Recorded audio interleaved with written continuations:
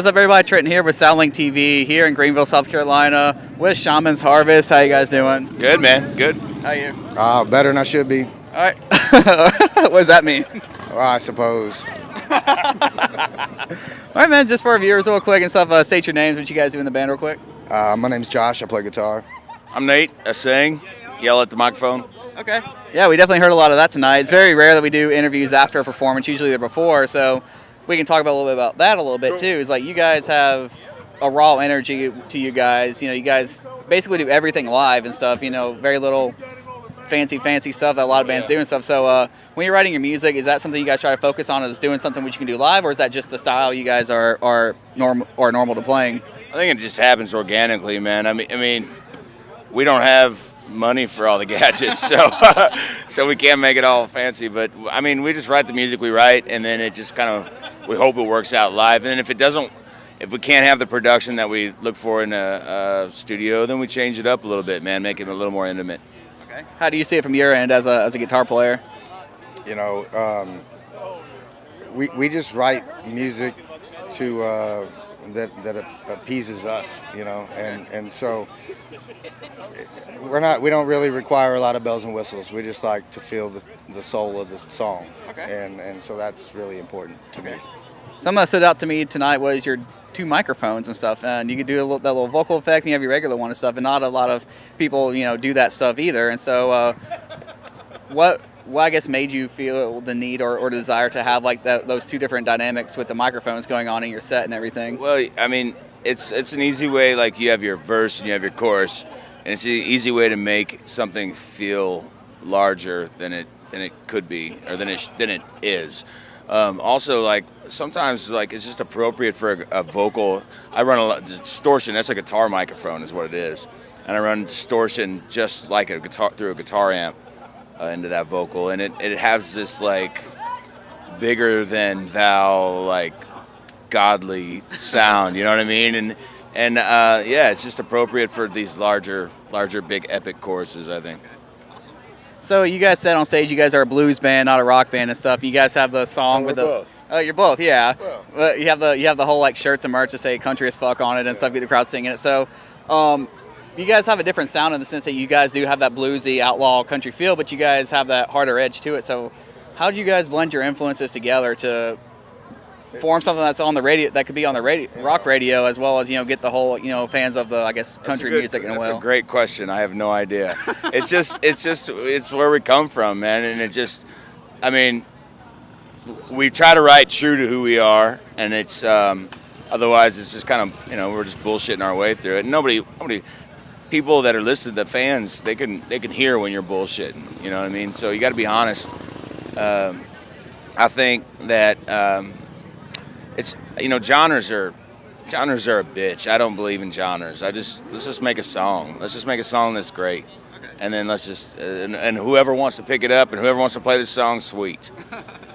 Now you guys do have one song on rock radio right now and stuff. So with that whole country dynamic in there, the whole southern feel to it, do you guys see yourselves moving into maybe the country market as well, to being like a fusion band or anything? We're just going to keep being us and all the sonic jambalaya that is us, you know.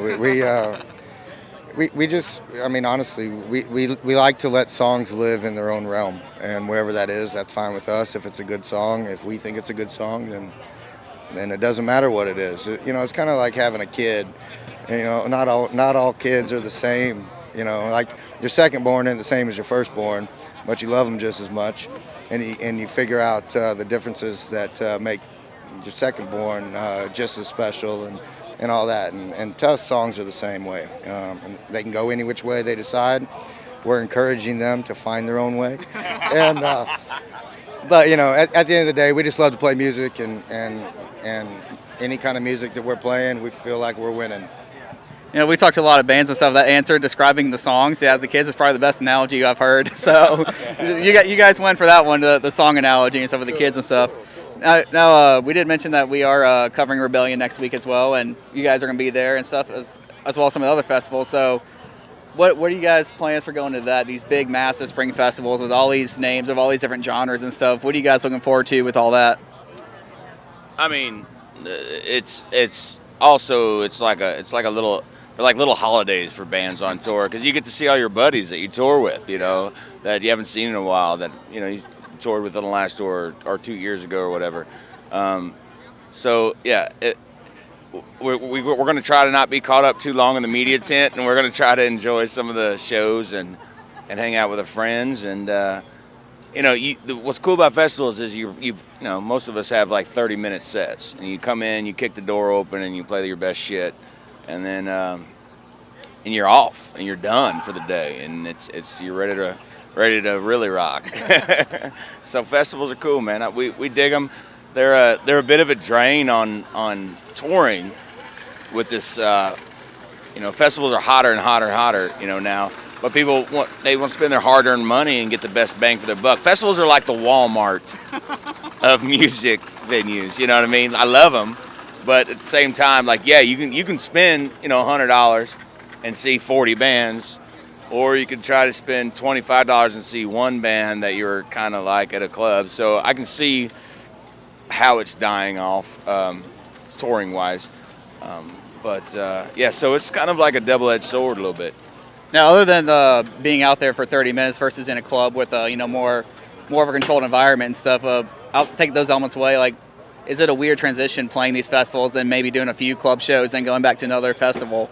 Or, like, how do you guys manage that, or adapt your set and everything? Well, you know, it's, you know, when we do our headline sets, it gives us a chance to play some of the deep tracks, you know, to some of the artist cuts, some of the songs that are our favorites that we never get to perform live.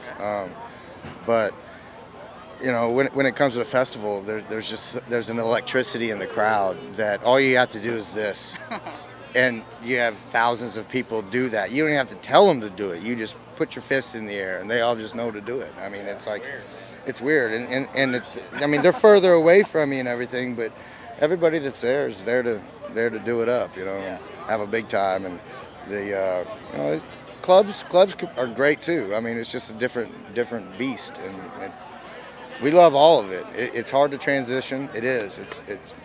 It's easy whenever you get the repetition. You know, it almost becomes Groundhog Day, honestly.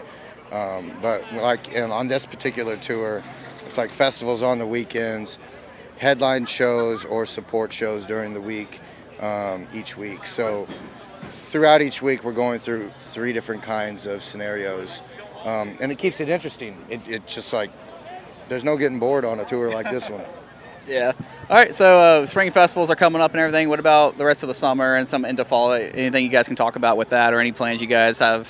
Well, we've got, July's booking up. We're going to take June off. We've got a couple fly dates or whatever in June, but for the most part, we're going to take June off. We're going to see where we're at as a band right now for writing a next record, because we need to start getting into that. And just kind of see where, you know, what our souls tell us we need to play, and so we're going to do some writing in June, and then tour through July and probably till the end of the year until we start really picking a studio and figuring out that whole fun part of making a record. Alrighty. We hope to have a new record out, you know, beginning of next year. So we'll see. Yeah, it'd be nice to come out with a record 1 year after the record that we just came out with. No, that'd be 2 years. I lost a year last year in tour, man. I did. Yeah, time flies when you guys are doing that stuff. The biggest black hole.